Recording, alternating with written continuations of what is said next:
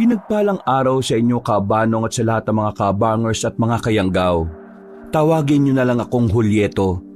Hindi ko tunay na pangalan. 21 na ngayong taon at ang ikukwento ko ay nangyari lang noong nakaraang taon. Eksaktong malapit na ang birthday ko. Tubong Bisaya ako, pero hindi ko na po babanggitin ang eksaktong lugar. Ako po ay simpleng binata lang. May pangarap pero hindi na nag-aasam ng higit pa.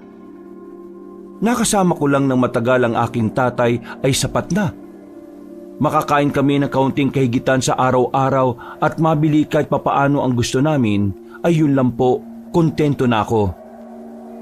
Bata pa lang po ako ay naririnig ko na mula sa mga magulang at kakilala ang tungkol sa mga aswang. Oo, at naniniwala ko sa kanila. Pero hanggang sa kwento lang. Unexpected din po talaga na hindi ko lang pala sila maririnig sa mga kwento-kwento, kundi sa isang pagkakataon sa buhay ko ay mararanasan ko rin na makaengkwentro ng hindi lang isang aswang, kundi isang buong baryo. Muli, tawagin niyo kong Julieto. Kabanong, mga kabangers at mga kayanggaw, ito ang aking kwento.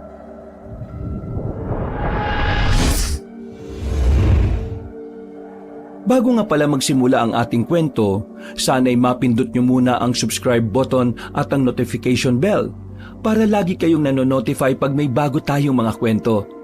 At huwag nyo rin kalilimutan mag-like at comment. Napakalaking tulong po ito sa ating channel para mas makapagatid pa kami sa inyo ng mga magaganda at mga nakakapangilabot na mga kwento. At ngayon, sa ating pagpapatuloy. Langhap na langhap ko na ang kakaibang amoy ng langis mula sa makina ni tatay habang paalis kami ng bahay bago pa man sumikat ang araw. Maaga pa lang kabanong ay dinig ko na ang tilaok ng mga manok ng kapitbahay. Mga tunog na halos kabisado ko na katulad ng pahinga at routine namin sa araw-araw. Ganito na ang buhay namin mula pagkabata ko pa lang. Ang maggatid ng kalamansi mula sa mga bukirin papunta sa iba't ibang talipapa sa buong probinsya. Maasim man ang dating o kung pakinggan, pero dahil dito ay naitaguyod ng tatay Hunisyo ko ang aming pamilya. Dito nang gagaling ang pagkain namin sa mesa at sa ibang pangangailangan. At dahil dito ay proud na proud ako sa tatay ko. Kaya naman pagka-graduate ng high school ay tinulungan ko na siya sa pagtatrabaho. Maaga rin kasing namatay ang nanay at dahil ayaw kong mag-isa siya, kaya nagpasya na akong tumulong sa trabaho. Ayos na po ba yung mga sako, tay? Sabihin niyo na lang po kung hindi pa, para ako na lang po ang gagawa. Tapos ko na rin namang itali itong lubid sa gilid ng jeep natin. Siniguro ko na rin pong matibay ang pagkakatali para kapag bumilis yung karag-karag nating sasakyan hindi mahulog yung mga kalamansi kapag pataas na. O sige. At pakiasikaso na rin muna anak ha. Pakisiguro rin lang din na hindi nasa ilalim yung mga mahihinog. Madali pa naman yung maipit. Malulugin na naman tayo katulad nung nakaraan na nakaligtaan mo. Oo naman tay, kabisado ko na yan. Ilang taon na rin po akong tumutulong sa inyo Yan din yung sinabi mo nung nakaraan O sige na, bilisan mo na init na ako rito. Kanina ko pa pinupunasan ng noo ko gamit tong mabaho mong bimpo. Kitang-kita mo tong pawis ko Halos sumahalo na sa dumi ng langis sa braso ko. Oo nga ho, kita ko nga po Bakit ba may mga langis-langis kayo dyan? Ano bang ginawa niyo sa sasakyan? Wala naman. Chine-check up ko lang. At mahirap na. Sabagay. Nagpatuloy na ako sa ginagawa habang ganun din si tatay kabanong. Kahit kailan talaga ay bilib na bilib ako sa kanya. Kabisado na kasi talaga ng katawan niya ang bawat sako, bawat timbang, bawat sikip ng tali, pati kung kailan at saan susuriin ang sasakyang ginagamit namin. Sa tagal niyang nag-aangkat, parang bahagi na ng katawan niya ang mga ito. Ito rin po ang gusto ko talagang matutunan mula kay tatay. Katulad ng naikwento ko na kanina, gusto ko man sanang magpatuloy sa pag-aaral pero mas pinili kong samahan si tatay. Hindi dahil pinilit niya, kundi dahil mas gusto ko siyang tulungan. Simula kasi nang maaksidente si Nanay May at mamatay ay tila madalas nang malungkot si Tatay. Simula noon, kaming dalawa na lang ni Tatay ang magkasama. Sa totoo lang, ito rin ang dahilan kaya hindi ko rin magawang umalis o sumubok ng ibang trabaho. Ang mundo ko ay tila umiikot lang sa aming dalawa, sa mga kargada naming kalamansi at sa mga talipapang halos kilala na ang mga pangalan namin. At sa bawat talipapa na dinaraanan namin, may mga suki na sasabihin agad, si Julieto at Mang Junicio, dumating na ang kalamansi nila mga kasama. Nakasanayan ko ng ngumiti at tumango, pero sa totoo lang, mas gustong-gusto ko lang makita ang ngiti ni Tatay kapag narinig niya yon. Katulad ngayon, kahit maaga pa lang napawisan ay nakangiti na siya dahil sigurado nang marami kaming mapagbebentahan mamaya. Umupo ako sa tabi ng driver's seat at siniguradong nakaayos na ang listahan ng deliveries namin. Maya-maya pa, habang umaandar ang jeep, ay tila umalo ng mga dahon ng kalamansi sa likod dahil sa hangin. Palagi namang nangyayari ang ganito, pero kakaiba talaga ang araw na yon. Hindi ko rin alam kung bakit, pero may kung anong mabigat na pakiramdam ang meron sa dibdib ko. Nadagdagan pa ito nang madaanan namin ang pwesto ni Mang Carioca at saglit pa siyang nakausap ni Tatay. May ibang nagtitinda raw ng kalamansi na nagagalit sa amin. Hindi dahil sinisira namin sila, kundi dahil mas gusto ng mga bumibili ang sa amin. Bukod kasi sa mura, ay maganda at sariwa talaga ang mga angkat namin. Hindi kasi nagdadalawang isip ang Tatay na alisin ang mga pabulok ng kalamansi. Ang dahilan niya, di bali ng malugi, wag lang mapulaan ang aming mga paninda. Umalis na rin kami kaagad pagkatapos nilang saglit na mag-usap ni Mang Carioca. Tay, si Kuya Michael na naman ba yung tinutukoy ni Mang Carioca? Oo, nak. Sino pa ba ang numero 1 galit na galit sa atin? Ay, nako Tay. Dapat sa taong yun kinokomprontan yun Narinig ko mga sinabi ni Mang Carioca. Grabe manira sa atin yung si Kuya Michael. Inaano ba natin siya? Hayaan na natin. Galon talaga sa negosyo. Ito naman parang bago ka ng bago. Bakit parang napapangiti pa kayo dyan, Tay? Sinisiraan na nga tayo sa ibang mga customers natin Hindi po tama ang ginagawa ni Kuya Michael. Masyado ka mainit, anak. Kung papatulan natin siya, para na rin natin sinabi na totoo yung paratang niya sa atin. At saka, matagal na tayong nag-aangkat ng mga kalamansi. Kilala na tayo ng mga tao Habang sinisiraan niya tayo, mas lalo lang niyang pinapatunayan na hindi totoo ang paratang niya. Ang mga customer naman natin ang nagpapatunay nun Hindi na natin dapat aksyonan pa yon dahil sayang lang sa oras. Kung magagantihan lang tayo wala na rin tayong pinagkaiba niyan kay Michael. Sa bagay, may punto po kayo. Basta, lagi mo lang tatandaan, anak. Hindi mo kailangang mang-apak ng ibang tao para lang lumago ka sa buhay. Kapag nawala na ako sa mundong ito, ikaw na ang gaganap nitong lahat ng ginagawa natin. Baunin mo sana yung mga payo ko, ha? Ay, oo naman po, Tay. At saka, wag nga po muna kayong magsalita na mamamaalam na kayo. Hahaba pa po ang buhay nyo, no? Basta, wag ka lang maging konsumisyon. Hahaba pa talaga buhay ko. Si Tatay talaga. Hindi naman ako pasaway Alam ko naman yun Basta anak, hindi kailangan makipag-away kung kaya namang gumawa ng tama. Opo, Tay. Pero hindi po ba kayo nababahala sa ginagawang paninira ni Kuya Michael sa atin? Sinabi ko na ang sagot kanina, di ba? Hindi natin kailangang mabahala sa taong yon. Kilala rin naman siya ng mga tao.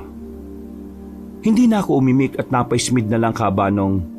Bigla ko na lang din kasing naalala ang itsura ng mukha ni Kuya Michael. Aaminin ko po na magandang lalaki talaga siya.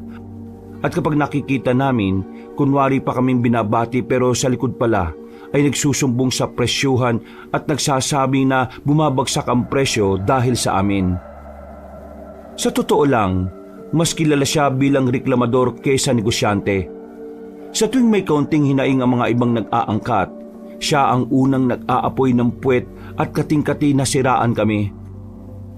"Oh, bakit natahimik ka na? Ayos ka lang ba?" Opo tay, inaantok lang." "O edi, matulog ka na muna. Gigisingin na lang kita kapag nasa kabilang talipapa na tayo." Sige po." Hindi na ako nag-isip pa ng kung ano-ano. Binuksan ko na lang ang radyo at nakinig sa mga paborito naming istasyon na katatakutan. Hanggang sa makatulog na nga ako. Bandang 6:00 ng umaga, nakarating kami sa unang destinasyong talipapa. Puno ang lugar, dagsa na rin ang mga mamimili. At walang bintis ang tawanan at tawaran ng mga tao. Parang piyesta po talaga palagi, lalo na tuwing Sabado at Linggo. Naging maganda ang pag-aangkat namin at kumita kagad kami. Kaya pagkatapos doon ay nagtungo na kagad kami sa susunod na destinasyon. Katulad sa nauna, maayos din ang pakikitungo ng mga mamimili. Sa katunayan, palagi namang ganon, na palaging excited ang mga tao na bumili sa amin. Kahit minsan nga ay mataas-taas ang bigayan ng mga paninda.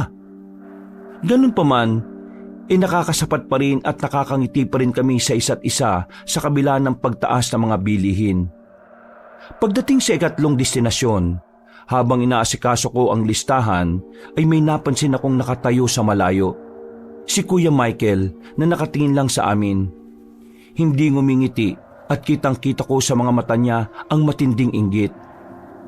Katulad ng naramdaman ko kanina bago kami umalis ng bahay, para bang may kakaiba sa kanya. Parang anumang oras ay meron siyang gagawing hindi kaaya-aya. Kaya sa halip na lapitan ko siya at batiin, umiwas na lang ako.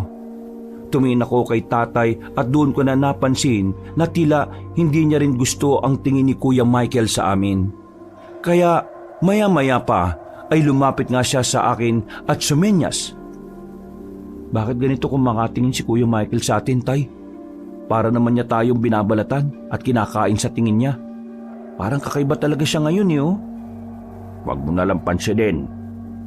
"Opo, pero kapag sumobra na po siya, hindi na ako mapipigilan na patulan siya, tay."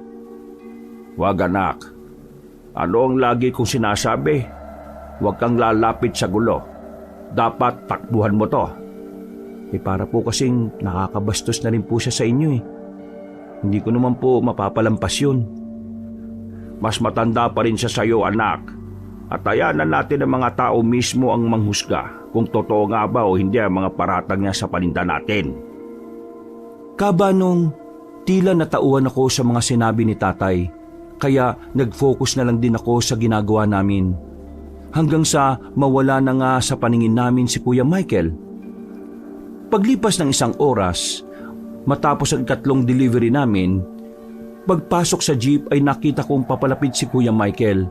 Pero bigla siyang huminto nang magsimula namang umandar ang sasakyan namin.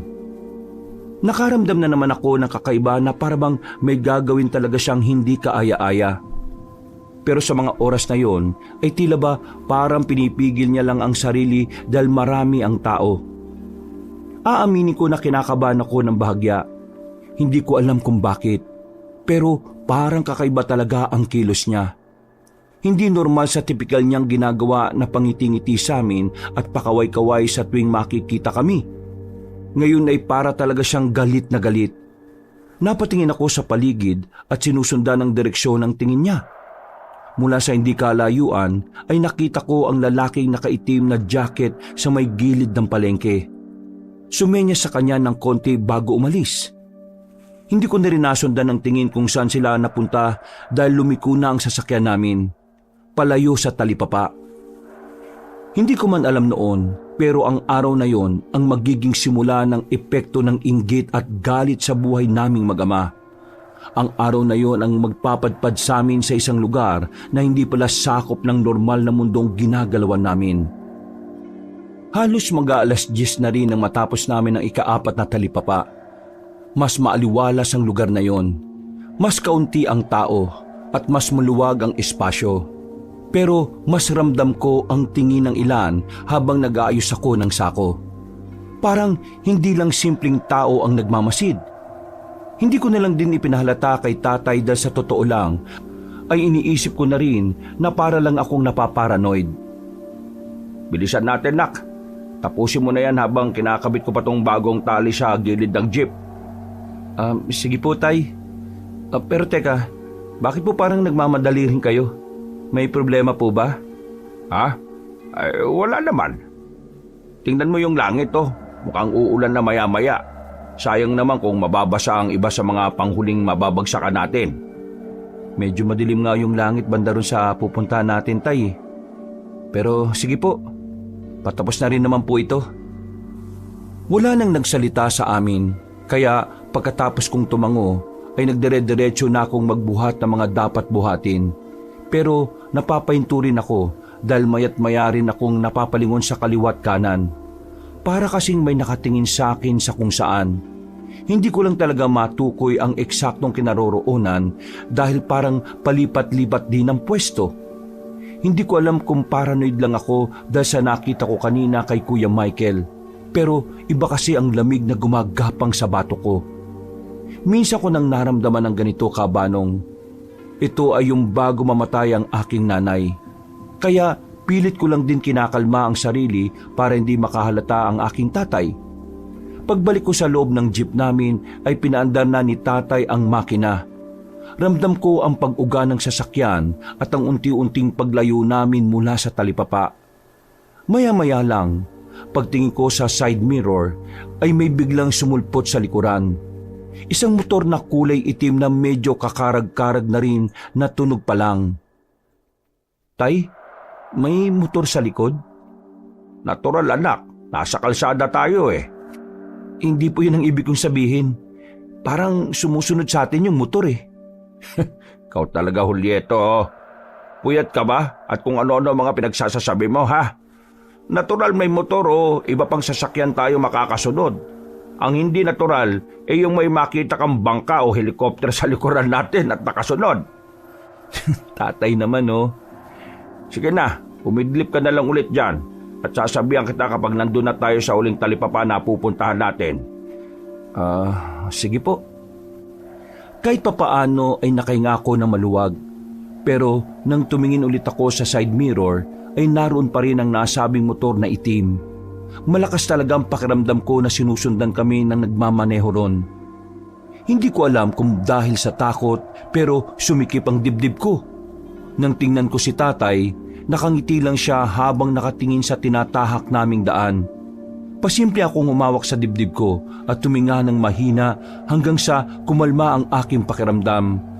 Pagkatapos ay dinaan ko na lang ulit sa pakikinig sa radyo ang lahat. Makalipas ang higit 1 oras, pagdating sa uling pupuntahan ay nakita kong umuna ang itim na motor at lumiko pa kaliwa na parang wala lang. Unik-unik ko nga lang siguro. Masyado talaga akong paranoid ngayon ah. Anak, natutulala ka na naman dyan. Tara na, para mabilis tayo matapos. 3 sako lang ang ibababa natin dito tapos doon na sa pang-6. Meron tayong pupuntahan na bagong tayo doon sa kabilang bayan. Sige po tay. Pasensya na, antok pa nga rin. Sabi ko nga ba't puyat ka na naman eh. Kaya ka parang lutang dyan. Ngumiti na lang ako habang napapakamot ng ulo, Kabanong. Pagkababa ng jeep ay mabilis ang naging galawan namin dahil malapit na nga magtanghalian. Sa kabila ng magandang resulta ay parang kakaiba pa rin talaga ang pakiramdam ko. Nantala lang din yun nang marinig ko sila Aling Pikang at Manang Kinchay na nagchichismisan na naman. Eksakto na ang topic ng 2 ginang ay si Kuya Michael. Nakinig ako at doon ko nalaman na sinisisi nga nila ang tatay sa pagkalugi niya nitong mga nakalipas na linggo. Napatigil ako sandali sa aking ginagawa at doon ko naintindihan. Kaya pala kanina ay sobrang sama ng tingin sa amin ni Kuya Michael. Kami pala talagang sinisisi niya sa malaking pagkalugi. Hindi ko tuloy maiwasan na makisawsaw sa usapan ng 2 babae. Nako, Aling Pikang at Manang Kinchay, pasensya na po't narinig ko po kasi yung usapan nyo eh. Hindi naman yata tama na kami ang sisihin ni Kuya Michael kung nalugi siya. Siya naman po ang nagsabi nung nakaraan na babaan ng presyo. Maayos na nakipag-deal ang tatay. Bakit kaya parang galit na galit talaga siya sa amin yang si Kuya Michael? Pasensya na ulit at nakisabat ako sa usapan niyo ha. Hindi naman din po ako galit at nagpapaliwanag lang.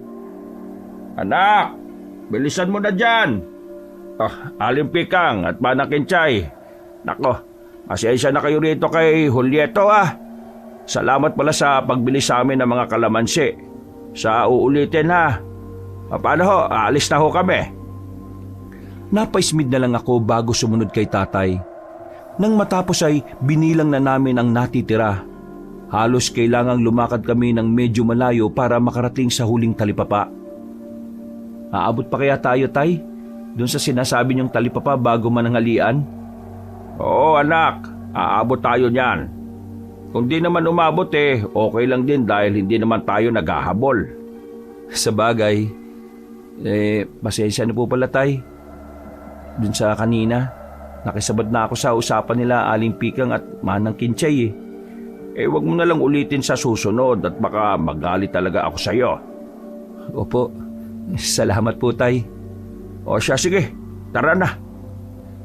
Nagbiyahe ulit kami, Kabanong. At habang nasa kalagitnaan kami ng mahabang daan papalabas ng bayan, biglang may sumulpot ulit na motor. Hindi lang isa ngayon, kundi dalawa na at parehong itim.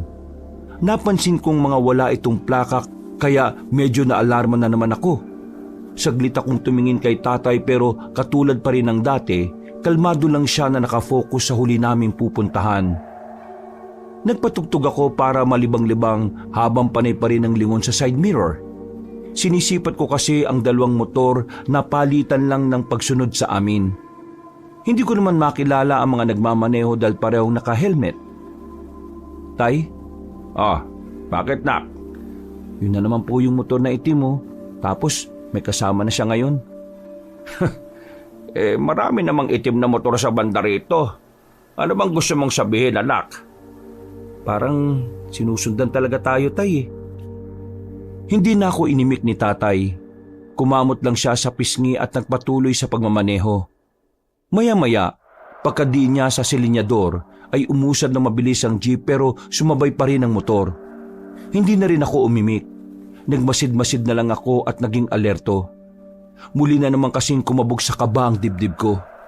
At habang nagmamasid sa mga nagmumotor sa likuran, iba talaga ang pakiramdam ko, Kabanong. Para sila mga mababangis na leon na nag-aabang ng tamang pagkakataon para sakmaling kami ni tatay. Pagdating sa bandang kanto kung saan may lumang basketball court, biglang nagminor ang jeep. Napalingon ako sa paghawak ni tatay sa kambyo. Tay, bakit? Naplatan yata tayo ng gulong, nak. Ihinto ko muna saglit sa gilid, ha? Sige po. Habang sinasabi ko yon, ay panay pa rin ang lingon ko sa likod. Kaya nakita ko kagad na lumapit sa kinaroroonan namin ng isang motor. Pagkagilid ni tatay ay huminto din yun sa tapat namin. Tiningnan ko pa ang isa na huminto naman sa kabilang gilid na hindi na naabot ng tanaw ko. Bumaba ang isang lalaki na sakay ng motor na huminto sa tapat namin. Kaya mas lalo kong kinutuban. Pipigilan ko sana ang tatay na bumaba rin pero nauna na siya. Pagkatanggal ng lalaki sa helmet, doon ko nakitang itsura niya. Pang-bouncer ang katawan na nasa 6'3" ang taas. Mukhang mamamatay tao dahil sa hindi kaya-ayang itsura. Madami kasi siyang malalalim na peklat sa muka at tattoo sa buong braso. Gandang araw. May problema ba? Ay, oo pare. Naplatan yata kami ng gulong Nakita ko nga. Buti at gumilid kayo at tuminto. At least, hindi na ako mahirapan. Ha? Anong ibig mong sabihin, pare? Tay, bumalik na po kayo rito sa loob.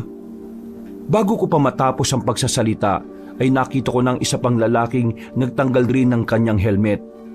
Nagulat ako nang makita na si Kuya Michael pala ang taong yun. Ngumiti siya ng nakakaloko at pagkalaon ay biglang tila pumakla ulit ang pagmumuka. Kaya napalingon sa kanya ang tatay ko na punong-puno ng pagtataka. Michael, ikaw pala yan. Bakit ka nandito? May kailangan ka ba sa akin? Wala naman akong kailangan. May gusto lang ako sabihin. Ano ba yon? Gusto kong sabihin panahon na para tigilan ng negosyo nyo. Pagkasabi niyang yun, ay iba na kaagad ang naging pakiwari ko. Tama nga talagang hinala ko, Kabanong, na sinusundan nga nila kami. Ramdam ko kaagad ang pagbilis ng tibok ng puso ko. Ito ang sagot sa pakiramdam kong kanina pa kumakagat sa sikmura ko. Hindi nga kami simpleng sinusundan lang kundi tinatambangan kami at may plano talaga silang masama. Bitoy, alam mo na ang gagawin mo sa mga yan. Bilisan mo na habang wala pang nadaan na ibang tao rito.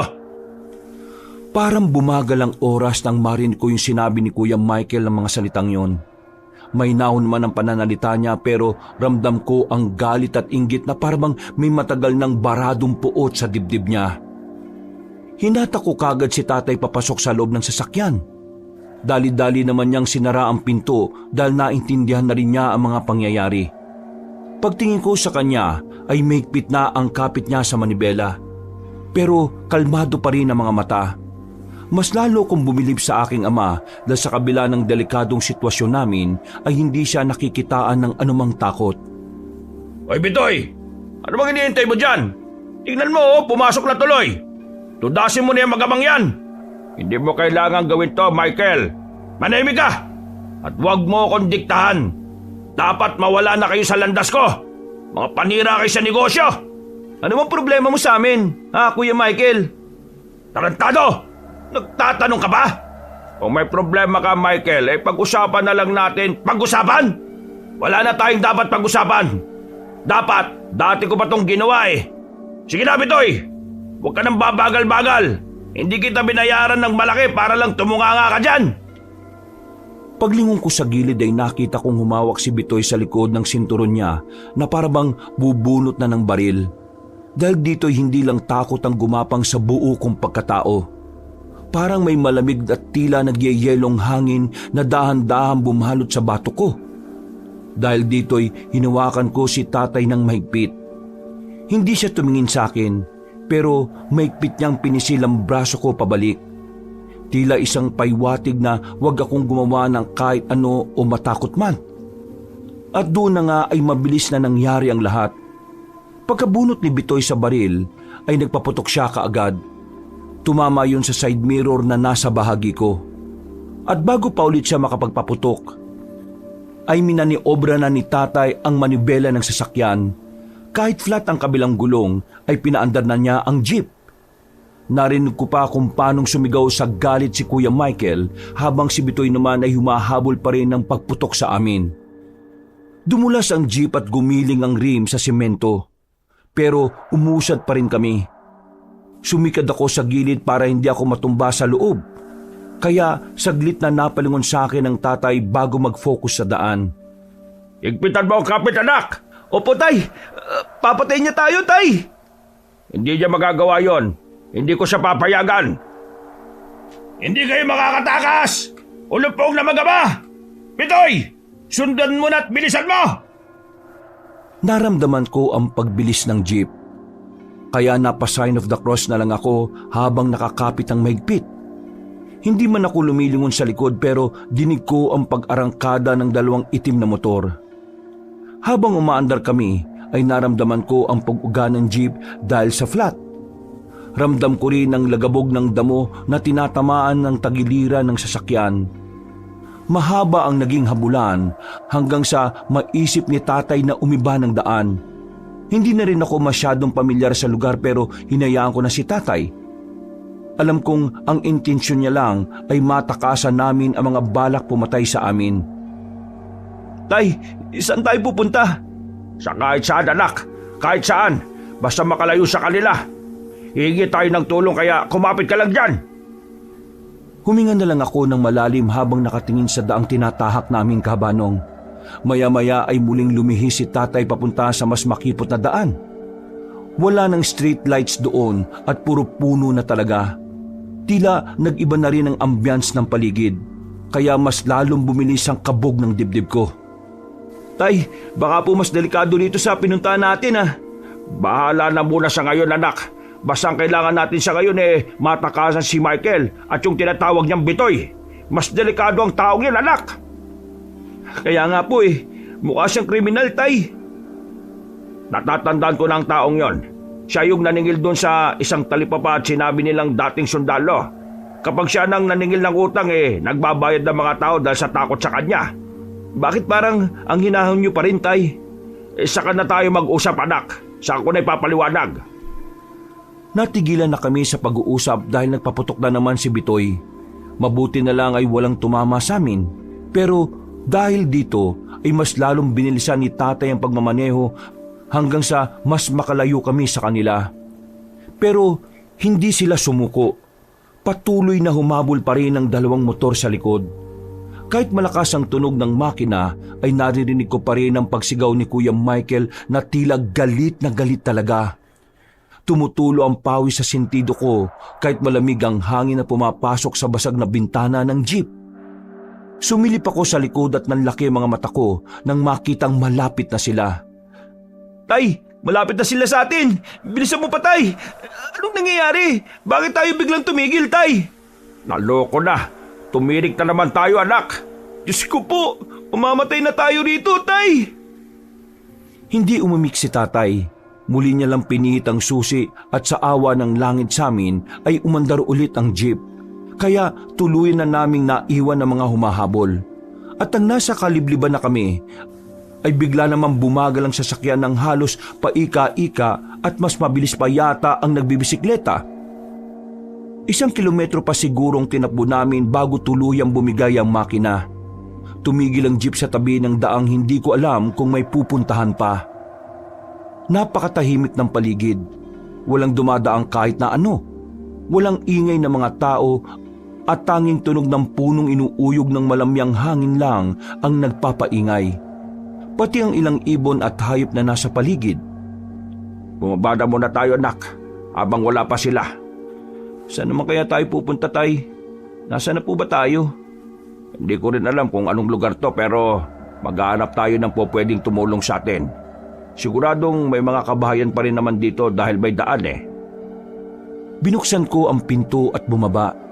Tumakbo kami papasok sa kakahuyan na hindi alam kung saan patungo. Basta ang mahalaga ay makalayo kami kay Kuya Michael at Bitoy. Maya-maya pa, nang medyo malayo na kami ni tatay sa jeep, ay narinig namin ang paghinto ng mga motor. Narinig ko rin ang mga yabag sa damo pati ang sigaw ni Kuya Michael na galit pa rin. Odisio! Wala na kayong tatakbuhan ng anak mo! Kaya huwag mo na akong pahirapan pa! Huwag ka mag-alala! Dahil kapag namatay na kayo, hindi ko naman patatagalin dahil ilalantad ko rin ang mga katawan nyo! Kaya lumabas na kayong dalawa! Tay, ano pong gagawin natin? Magpatuloy lang tayo, nak. Hindi niya na tayo makikita basta hindi lang tayo mag-iingay.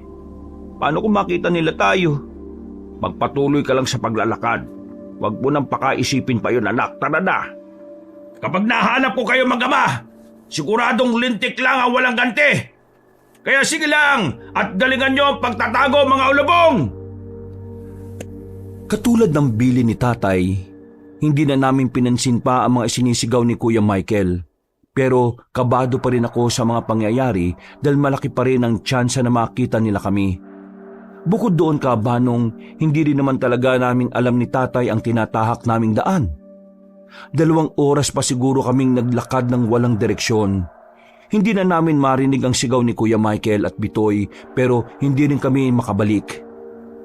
Hanggang sa may nakita kaming kalsadang may lumang karatulang natatakpan ng kalawang.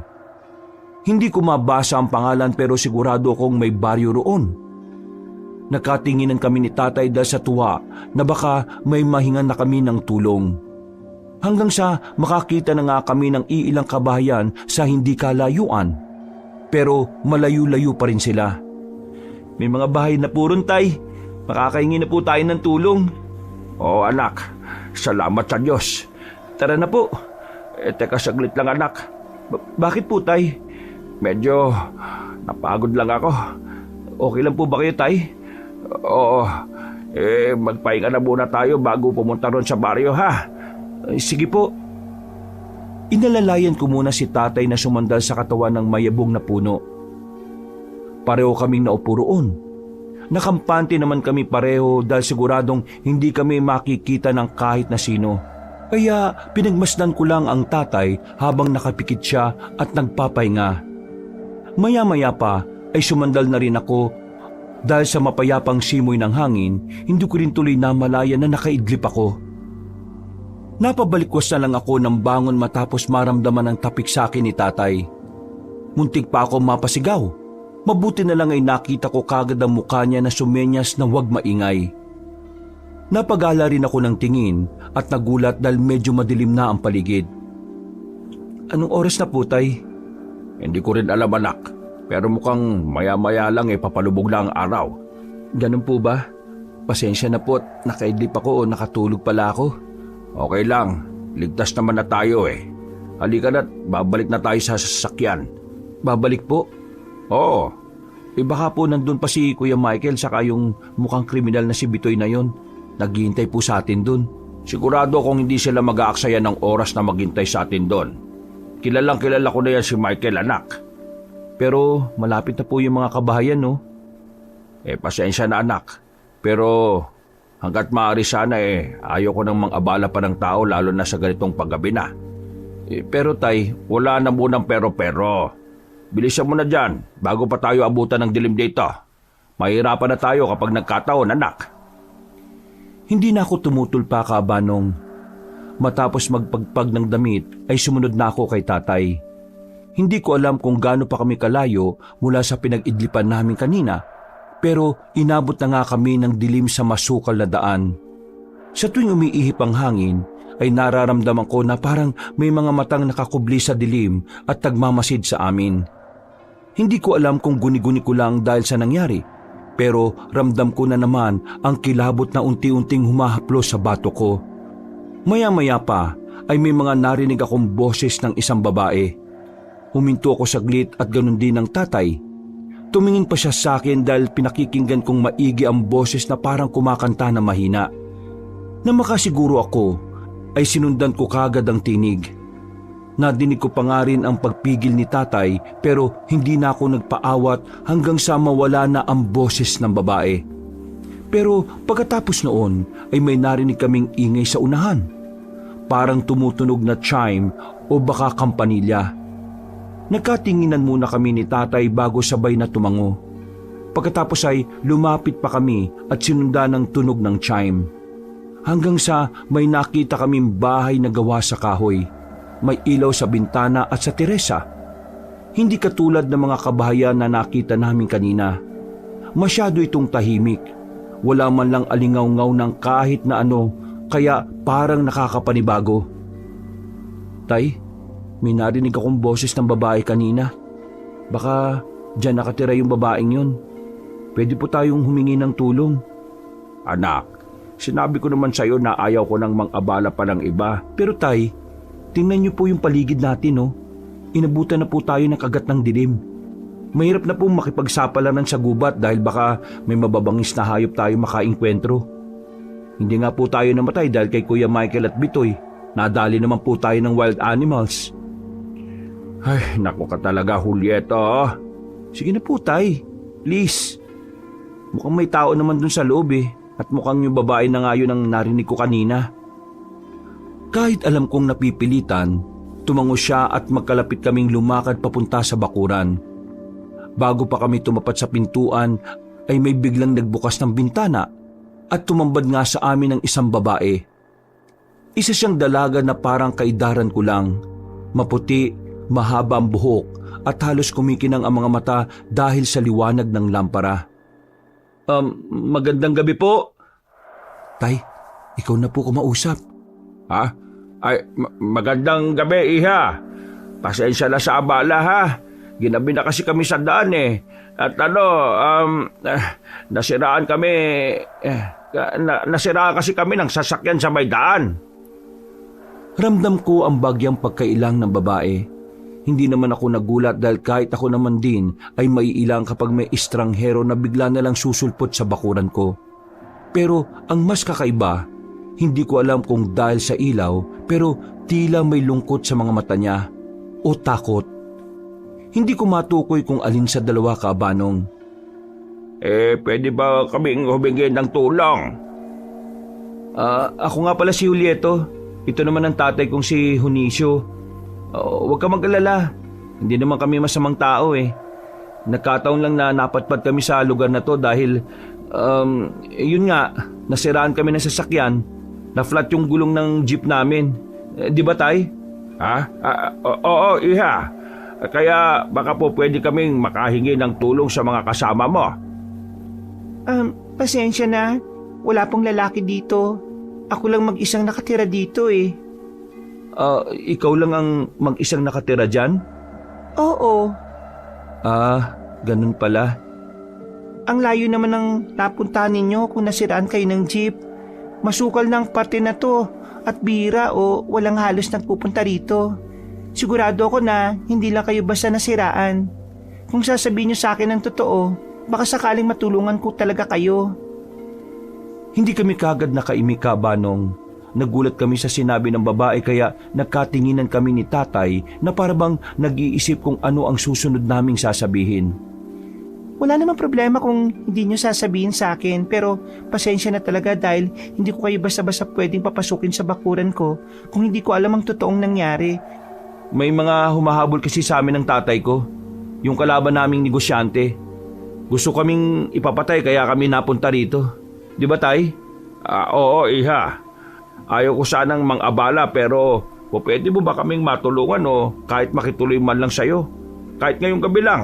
Hindi kami masamang tao ng anak ko. Mga simpleng negosyante lang kami na nagtatrabaho ng marangal. Kung gusto mo, babayaran ka na lang namin sa pagtuloy namin dito. O di kaya naman may dala kami mga kalabansi. Marami-rami pa yon. Pwede naming idagdag sa pambayad sa'yo. Ha? Natigil na ang tatay ko sa pagsasalita dahil kitang-kita namin sa pagbanggit ng salitang kalamansi ay biglang nag-iba ang mukha ng babae. Literal siyang kinilabutan at biglang nagtago sa likod ng bintana at medyo napaatras. May mali ba akong nasabi? Kalamansi? Oo, iha. Meron pa kaming natitirang mga kalabansi. Ilang mga sako. Hindi ako tumatanggap ng kalamansi dito. Pasensya na. Bakit? Ibibigay na lang naman namin sa iyo yun bilang kabayaran. Umalis na kayo, pakiusap. Ha? Pasensya na. O sige, kung ayaw mo, hindi na namin ibibigay, di ba, tay? Oo, pasensya na, iha. Pasensya na rin. Bawal kasi ang kalamansi dito eh. Bawal? Bakit naman bawal? Basta, umalis na kayo. Ha? Hindi naman namin na ibibigay yung kalamansi sa'yo Sinabi nang umalis na kayo eh. Teka lang, miss. May nasabi ba kami o nagawang mali ng tatay ko? Huwag mo naman kaming ipagtabo yan. Madilim na ang paligid at delikado. Baka may mga mababangis na hayop sa masukal na gubat. Baka kung paano pa kami kapag nagpatuloy kami. Kapag di kayo umalis ngayon, sigurado ako mas malalagay sa alanganin ng mga buhay nyo. Hindi ko kayo tinatakot pero hindi lang mababangis na hayop ang pwede nyong kaharapin. Ha? Anong ibig mo sabihin? Umalis na kayo. Pakiusap lang, bago pa mahuli ang lahat para sa inyo. Ayoko kayo masaktan. Magtatanong pa sana ako, Banong, pero hinawakan na ako ni tatay sa balikat. Paglingon ko sa kanya ay umiling siya habang seryoso ang pagmumukha. Doon ko mas naramdaman, Banong, ang pagkaseryoso ni tatay. Kaya naniwala na rin ako na delikado nga ang magtagal pa kami sa lugar na yon. Pasensya na pero yun lang ang may tutulong ko sa inyo. Ang paalalahanan kayo na hindi ligtas ang lugar na ito. Hindi dapat kayo napadpad dito. At kung makauwi man kayo ng ligtas, huwag na kayong babalik dito, lalo na rin sa baryo, kahit na anong mangyari. Sige, iha. Maraming salamat. Ako po si Abril at mag-iingat kayo. Pagkasara niya ng bintana ay lumakad na kami ni tatay. Habang papalayo sa bahay ng babaeng nagpakilalang bilang si Abril, ay mas lalo kong naramdaman na matinding kaba sa paligid. Ang bawat pagdampi ng malamig na simoy ng hangin sa balat ko ay parabang sinyalis ng mga babala kanina ng babae sa amin. Pasimple akong napayakap sa sarili habang sinusundan si tatay. Mas lalo pang dumilim ang paligid. Mabuti na lang din, kahit papaano ay baon ni tatay sa sling bag niya ang maliit na flashlight. Ito lang ang nagsilbi naming tanglaw sa madilim na kapaligiran. Wala na munang umimik sa amin. seryoso kaming pareho habang ako ay nagmamasid-masid at nakikiramdam. Hanggang sa napahinto kami. Matapos kaming humangin ng medyo malakas, ay bigla kaming may narinig na mabibigat na mga yabag galing sa likuran. Hindi ito katulad ng normal na lakad ng isang tao. Para bang masyadong mabigat ang bagsak ng paa nito sa lupa. Kaya sumenyas sa akin ang tatay na gumilid sa puno. Pagkalaon ay bigla niyang pinatay ang ilaw ng flashlight. Bakit po, tay? Huwag ka maingay. Narinig mo ba yung mabibigat na yabag na yon? Opo, tay. Wala nang nagsalita sa amin. Pareho na lang kaming tahimik na nagmasid sa paligid. Mabuti na lang din ay bilog ang matayog na buwan na parabang nagdidilig ng liwanag sa madilim na lugar. Hindi ko rin alam kung ano ang darating, pero sigurado ko sa isang bagay, na ang babaeng takot sa kalamansi, si Abril, meron siyang nalalaman na kung anong meron sa napuntahan naming lugar. At yun na pala, Kabanong, ang unang hudyat na ang lugar na napuntahan namin ay hindi lang pala simpleng baryo, kundi isang liblib na puok na may napakadilim na sikretong mas masahol pa sa mga taong humahabol sa amin ni tatay. Mas bumigat ang yabag habang papalapit sa kinaroroonan namin at sa hindi malamang kadahilanan ay doon na nagsimulang manginig ang tuhod ko. Hindi ko alam kung bakit ganun na lang ang kabog ng dibdib ko nung gabing yon, Kabanong. Mabuti na lang ay kaagad na wala ang mabibigat na yabag. Kaya madalian din akong hinatak ni tatay. Ano pong nilalang ang may gawa ng mabibigat na yabag na yon, tay? Hindi ko rin alam, anak. Pero kailangan na natin magmadali. Saan na po tayo pupunta, tay? Sa jeep natin, bilisan mo. Bago pa tayo maabutan ng kung sino man na yon. Tumungo lang ako. Pero hindi ko maalis ang tingin at pagmamasid ko sa kapaligiran. Hindi ko alam kung gawa lang ng aking imahinasyon, pero para ako nakakakita ng mapupulang mga mata at aninong mabibilis ding mawala sa dilim. Para talagang may sumusunod sa amin na mahirap mahuli kung nasaan. Katulad ng sinabi ni tatay, ay nagsimula akong humakbang ng mas mabilis. Gusto ko nang matapos ang lahat. Gusto ko nang makabalik sa jeep namin at makauwi. Pero habang tumatagal, ay tila mas lalo lang akong kinakabahan. Dala na rin ang kakaibang presensya na tinatahak naming masukal na daan. Hanggang sa may biglang ingay at hindi basta-bastang sigaw o daing lang. Malakas na boses na talagang humihingi ng tulong. At sa boses pa lang ay halata na ang takot at paghangos. Sabay kaming napalingon ni tatay sa bandang kanan hanggang sa marinig naming mas malakas ang pamilyar na boses. Habang naririnig din namin ang pagbunggo ng taong yon sa mga dahong dinaraanan niya na papalapit sa amin. Si Michael yun, anak. Narinig ko nga po, tay. Hindi pa rin kami nakakakbang palayo nang biglang sumulpot mula sa mga palumpong ang lalaking halos hindi ko kagad nakilala. Tama nga si tatay, si Kuya Michael nga ang taong humahangos at sumisigaw ng saklolo. Kahit alam niyang walang makakarinig sa kanya sa ganitong kaliblib na lugar. Nagulat kami ni tatay pagkakita sa duguan niyang muka. May mahabang gasgas sa dibdib, putulang isang manggas at halos lumitaw ang buto sa braso. At higit sa lahat, takot na takot ang mga mata niya. Hindi takot ng normal na tao, kundi takot ng isang taong may nakita ng bagay na dapat hindi makita. Bakit kayo nakatunga nga lang dyan? Tulungan niyo ako! May humahabol sa akin! May humahabol sa yung Michael. Anak ng teteng, nagtanong pa talagang animal. Hindi ako makapagsalita sa sobrang pagkagulat sa itsura ni Kuya Michael. Ganon din si tatay na hindi makapaniwala. Tumingin siya sa likod niya na parabang anumang segundo ay may lalabas at dudukutin siya. Napalunok ako dahil doon, habang umahawak ng maigpit sa braso ni tatay.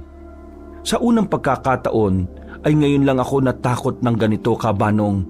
Pero hindi pa pala ito ang takot na pinakamatindi kong mararanasan, kundi ito pa lang ang simula. Ano? Tatanga-tanga lang kayong magtatay dyan? Bahala nga kayo sa buhay nyo! Mauna na kayo mamatay rito! Tay, duguan siya. Duguan si Kuya Michael. Matapos kaming pagsalitaan ng kung ano-ano ni Kuya Michael, ay tumakbo na ulit siya papalayo na parang ayaw talagang magpahuli. Bago pa man mas maintindihan ang nangyayari sa paligid, ay natalisod na siya sa ugat ng puno at nadapa. Gumulong siya pababa sa medyo matarik na bahagi ng gubat, papunta sa ilog. Mas lalong lumakas ang pagsigaw niya habang sinasabayan nito ng mga tila kalabugan pababa. Alatay, nahulog si Kuya Michael. Bilisan mo na anak, tulungan natin siya. Pero tay, pinagtangkaan niya ang buhay natin Bakit po natin siya tutulungan? Kung di natin gagawin yon, wala na rin tayong pinakaiba sa kanya, anak. Sumunod kagad doon si tatay, kaya wala na rin akong nagawa kahit ang totoo ay labag ang lahat sa kalooban ko. Habang tumatakbo kami pababa, ay ramdam ko ang pagdulas ng lupa sa ilalim ng sapatos ko. Ang flashlight ni tatay ay tila lumalabo na rin dahil sa mahinang baterya. Mabuti na lang talaga ay hindi na masyadong mapuno sa bahaging yon kaya kahit papaano ay nakakapagdilig pa rin ng liwanag ang buwan sa langit. Makalipas ang ilang minuto, ay nadatnan namin si Kuya Michael na nakahandusay sa malapit sa tubig. Nahihirapan siya, mas lalong naging duguan at halos hirap ng makahinga. Pero kahit ganoon ang kalagayan niya, hindi ko rin naman magawang maawa. Pasensya na akong masamang pakinggan pero naisip ko na deserve niya ang nangyayari sa kanya matapos kaming pagtangkaan ng tatay ko. Pero kabaliktaran ng nararamdaman ko, iba talaga si Tatay Junicio dahil napakabuti ng kanyang puso at walang bahid na kahit anong kasamaan. Diyos ko po, Michael, ayos ka lang ba? Langya, anong klaseng tanong yan Mukha ba akong okay? Aray, sakit ng balakang ko. Halika, tutulungan kitang tumayo. Pero bago pa kami makalapit ay nakarinig na kami ng kaluskos mula sa hindi kalayuan sa bandang itaas. Hanggang sa marinig na namin ang mabibigat na yabag na siya naming unang narinig kanina sa itaas. Sinundan ito ng nakakakilabot na ungol ng isang nilalang. At alam ko sa sarili ko na hindi yun tunog ng isang mabangis na hayop. At lalong hindi tunog ng isang tao. Tunog ng nilalang na parang may matutulis na kuko na kumakaluskos sa kahoy. Yung tunog ng malalim na pag-ungol ng kung anong nilalang. Tay, ano yun? Anak ng teteng, bilisan mo, Junicio! Itayo mo ako! Habang hindi pa nakakalapit ang halimaw na yun dito! Bilis! Halimaw! Oo! Kung gusto niyo mamatay, sige magtanga-tanga kayo mag-ama dyan! Bilisan mo na, Junicio! Itayo mo ako! Sinabi lang, aray ko, itayo mo na ako! Eksaktong pagkasabi noon ni Kuya Michael ay bigla kaming nakarinig ng nakakapangilabot at pagaralgal na tinig ng isang halimaw. Sinundan pa ito ng isang halakhak na parang demonyo na nanggagaling sa puno malapit sa amin. Napatingala kami pare-pareho at doon ko unang nakita ang pinaka-nakakatakot na nilalang sa buong buhay ko, kabanong. Isang nilalang na ang tingin ko ay sa mga kwento ko lang naririnig, na inaakala kong katang-isip lang o alamat. Pero ngayon ay napatunayang kung hindi, dahil ang nilalang na nasa ibabaw namin na nakadikit sa puno na parang paniki pero higit na mas malaki. Ang mga mata nito ay mapupula pero ang mas nakakatakot ay para yung mga mata ng langaw na halos sakupin na ang itaas na parte ng muka. Wala akong nakitang ilong. Pero ang iba pang parte ng muka ay halos sakupin naman ng malaki nitong bunganga. At punong-puno ito ng maliliit pero matutulis na mga ngipin.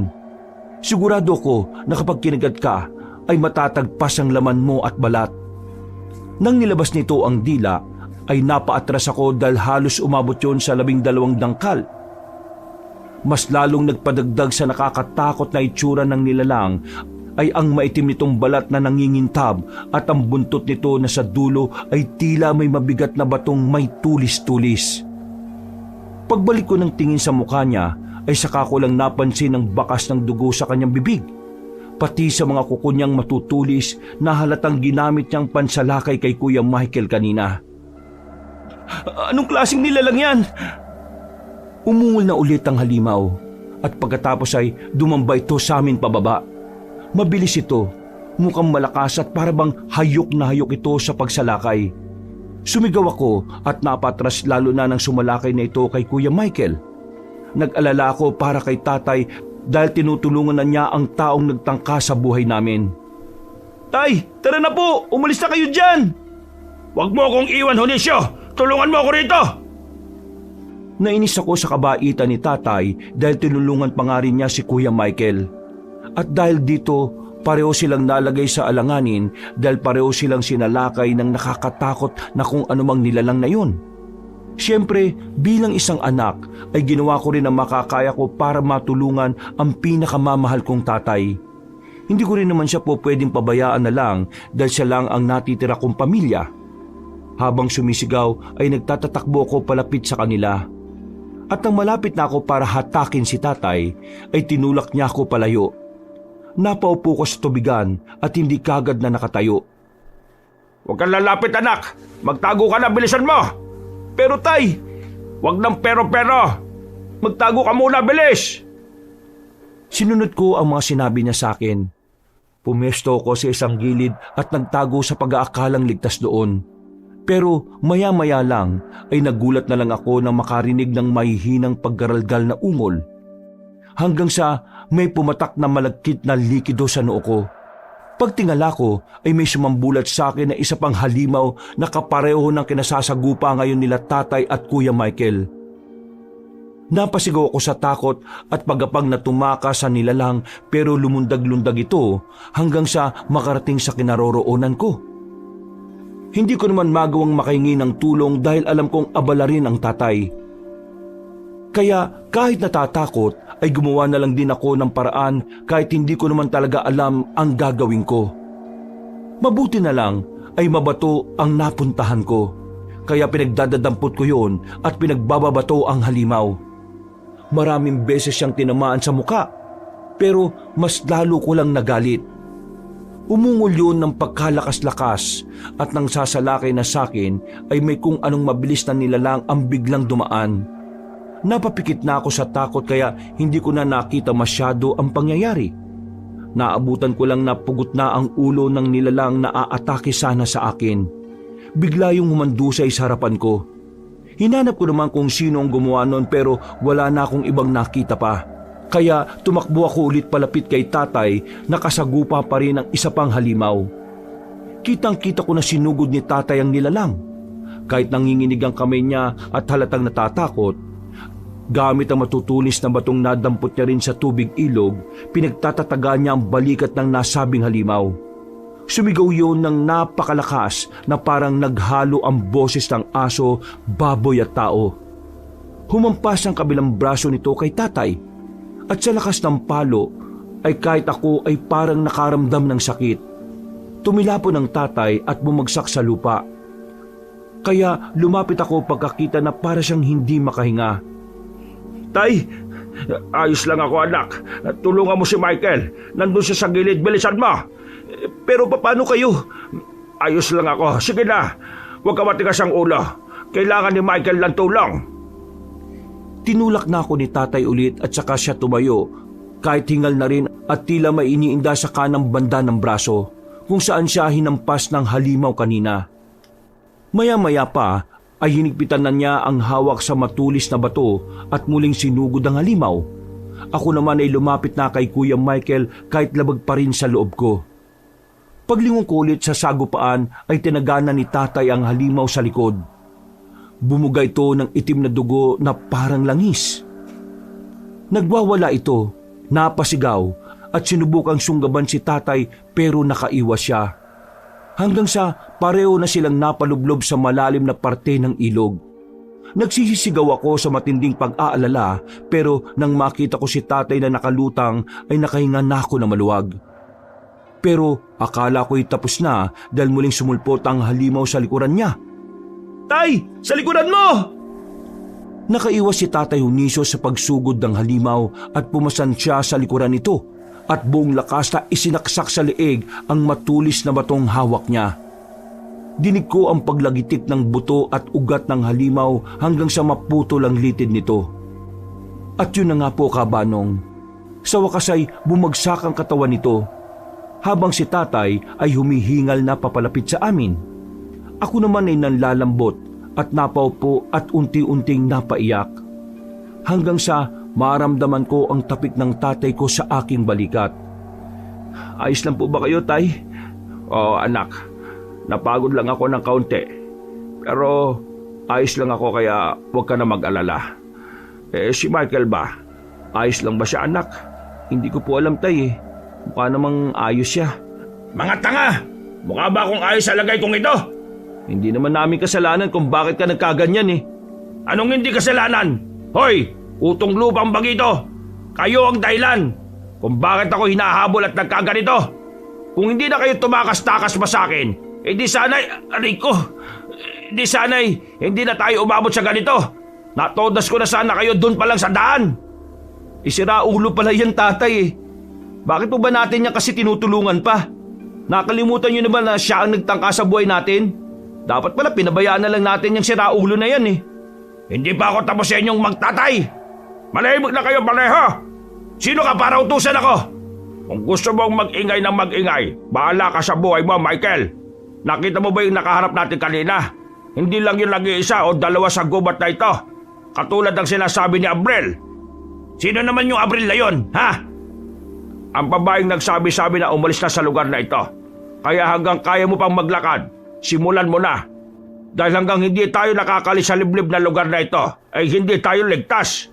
Ano pa hinihintay niyong dalawa? Itayo niyo na ako. Gagawin ko yon, pero sa isang kondisyon. Ano naman yon? Bawiin mo yung inutos mo roon sa kriminal na si Bitoy. Babawiin mo yung sinabi mo sa kanya na patayin kami mag-ama. Hindi ko naman siya kasama, di ba? Nagkahiwalay kami kanina. Baka nga mamaya ay nalapa na yun ng halimaw eh. Wala akong pakialam kung buhay man siya o patay. Basta mga ako kasamin. Oo na. Okay na. Itayin mo na ako rito at alalayan. Bilis! Napapaismid lang akong tumingin kay tatay habang tinutulungan niyang tumayo ang siraulong negosyanteng gustong pumatay sa amin. Nagsimula na nga kaming lumakad pabalik sa itaas pero nakarinig kami ng mga nakakatakot na ungol mula sa hindi kalayuan. Mas malakas ito kumpara sa nauna. Mas marami at tila mas ramdam ang pagngangalit at parabang pagkagutom. Napalingon kami ng sabay-sabay sa likuran at doon nga namin nakita ang mga ibong naglipara na tila nabulahaw dahil sa nakakatakot na ungol ng mga halimaw. Kinabahan naman ako para sa buhay namin ni tatay. Sa totoo lang ay gusto ko na nga talagang iwan namin ni tatay si Kuya Michael. Pero bilang pagrespeto sa aking tatay Kabanong ay tumulong na rin ako sa pag-alalay para mas mapabilis kami sa pag-alis. Dahan-dahan lang naman. Nasasaktan ako. Aray! Naknantok naman oh. Kami na nga ang tumutulong sa iyo, ikaw pa tong galit. Manahimik ka na nga lang. Kung wala kang masabing matino. Isira ulo ko talaga eh, no? Huwag nyo nang ubusin ang enerhiya nyo sa pagtatalo. Pare-pareho tayo mamamatay dito kung magpapatuloy kayo ng ganyan eh. Kahit inis na inis, ay hindi na nga ako nakipagtalo kay Kuya Michael. Nanahimik na nga lang ako at nagmasid-masid sa paligid habang tinatahak namin ang daan papunta sa jeep. Kahit nakakaramdam na ng matinding pagod ay hindi namin to alintana dahil mas importante sa amin na makalayo sa mga halimaw. Dahil sa pag-alalay ay naramdaman ko na ang pag-apdi ng braso ko at ang tumutulong dugo mula sa mga gasgas ko kanina. Ramdam ko rin ang paghingal ni tatay dahil medyo humihina ang pag-alalay niya kay Kuya Michael. Dito tayo, Michael. Ikaw ang humawak nitong flashlight at itutok mo sa daan. Pag-abot ni tatay ng nasabing gamit ay tila sinadyayo ng siraulong negosyante na bitiwan. Nahulog ito sa lupa at sinipa niya pa ng mahina. Kahit naiinis ay inabot ko na ito ng paa ko hanggang sa itulak na niya ako kaya ako nadapa. Aray! Nakakaloko ka na. Nananadya ka ba? Ano kung nananadya ako? Bakit? Papatulan mo ako, ha? Sige, patulan mo ako! Iwan na nga natin yung taong yan, tay. Sa inis ko ay bumitaw talaga ako sa pag-alalay sa kanya, kaya napaupo sila. Dahil dito ay nakita kong napalood ang tatay at napahawak sa gilid ng puno. Nakonsensya naman ako ng bahagya pero habang pinagmamasdan si Kuya Michael ay mas lalo lang umusbong ang matindi kong pagkainis. Hindi ko lang talaga maintindihan kung bakit namin kailangan tulungan ng taong nagtangka sa mga buhay namin. Sa inis ko ay pinagsasasapak ko na lang ang puno, kabanong. At nang marinig ko ang pagtawa ni Kuya Michael ay hindi ko na nakontrol ang galit sa dibdib ko. Nilapitan ko siya at akmang sasapakin pero humarang si tatay. Nak, tama na. Bakit po ba tay ha? Huwag na natin tulungan ng taong yan. Napakasama ng ugali ng siraulong yan. Siya ang dahilan kaya tayo napatpad sa lugar na ito eh. Nakalimutan niyo na po ba yun, tay? Kanina nga po lang, hinahabol-habol tayo ng mga yan tapos ngayon, tinutulungan na natin siya. Ang labo niyo naman, tay. Hindi tayo mga mamamatay tao, anak. Kaya okay lang sa inyo na iligtas yung taong gustong pumatay sa'yo at sa akin. Oo, Wisit na buhay naman to, oh. hindi mo naman kailangan sundin ang tatay mo eh. Gawin mo ang gusto mo, patayin mo ako. O kaya iwan nyo na lang ako rito. Tumigil ka na, Michael. Huwag mong bahiran ng kasamaan at kasakiman ang utak at puso ng anak ko. Eto na naman ang ginoong punong-puno ng kabutihan sa puso. Nakakasuka ang mga katulad mong tao, Judisyo. Mas nakakasuka ka dahil buhay ka pa pero nasusunog na ang kaluluwa mo sa impyerno. Pwede bakit hindi nyo pa ako iwan dito, ha? Dahil kailangan mo pa rin pagbayaran ng mga kasalanan mo sa amin ng anak ko. Akala mo ba kaya kita nililigtas dahil lang sa gusto ko? Haharapin mo ang batas at mananagot ka sa mga pagtatangka mo sa buhay namin. Natigilan na sila sa pag-uusap dahil nakarinig na kami ng mabibigat na kaluskos. Dahil dito ay nagmadali na si tatay na alalayan si Kuya Michael. Sumunod na lang ako kung saan kami dalhin ng aming mga paa hanggang sa marating na namin ang isang lugar. Ito yung baryo kanina, anak, ha? Tay, ito yung sinasabi ni Abril kanina. Hindi po tayo pwedeng pumasok dyan, tay. Oo, anak. Alam ko't natatandaan ko yung sinabi niya. Naniwala naman kayo sa sinabi ng estrangherang babae na yon. Niya hindi nyo nga yung kilala eh. Manahimik ka na, Kuya Michael, dahil walang humihingi ng opinyon mo. Baka nga sinasabi niya yon dahil isa siya sa mga halimaw na nakasaguban natin kanina eh. Ayaw niya tayong pumunta sa baryo na yan dahil gusto niyang mapahamak tayong lahat. Sinabi ng tumahimik ka na eh. Okay, mananahimik na ako. At hayaan na lang kayo magdesisyon kung mamamatay na lang tayo sa kamay ng mga halimaw na humahabol sa atin. Dahil sa tila panglilito ni Kuya Michael, ay hindi tuloy kami makapag-isip na maayos ni tatay. Pero narinig namin ang malakas na hiyaw ng mga halimaw sa likod namin. Tumingin si tatay sa likod, pagkalaw na tumingin siya sa baryong nasa harapan namin bago bumaling sa akin. Tara na sa baryo, anak. Tamang desisyon mong makinig sa akin, Junicio. Kahit labag sa loob ko, kabanong, ay wala na akong nagawa kundi ang sumunod.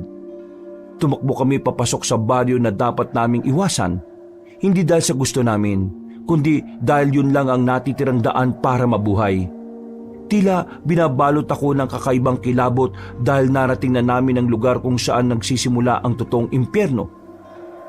Hindi pa tuluyang nawawala ang hingal ko sa pagtakbo sa dilim nang bigla kaming nabalot ng kaibang katahimikan.